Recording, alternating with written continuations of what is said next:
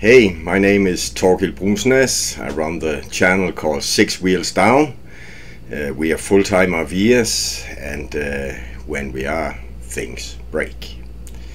And that's exactly what happened to my wife and I. We came home to our motorhome and we needed to open the main door.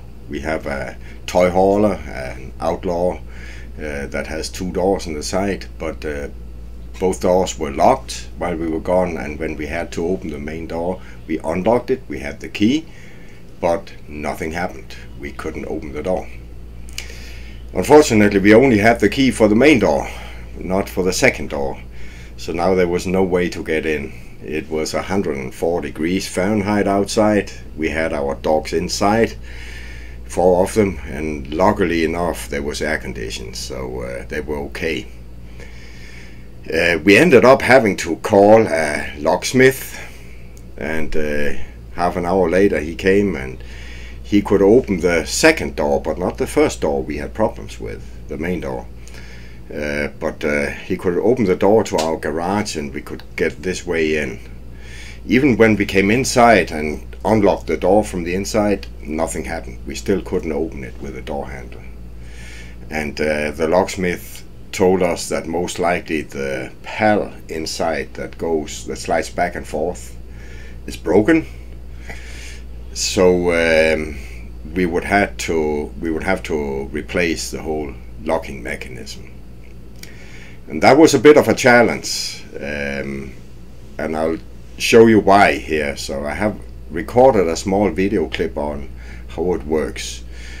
But first of all, you can see that the 2 screws that sit on the side of the door, so they're not accessible when the door is locked.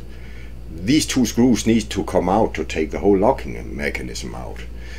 And our door was closed, so there was no way to get to these screws.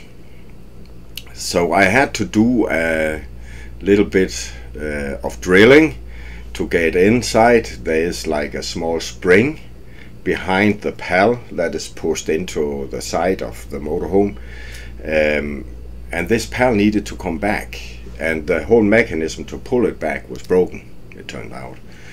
So we had to drill in, remove a spring that sits behind there, and then we could kind of push the pal back with a small piece of flat iron. I bent the outer 2 millimeters off, just so I had a small angle, and that could go in and push the pal back.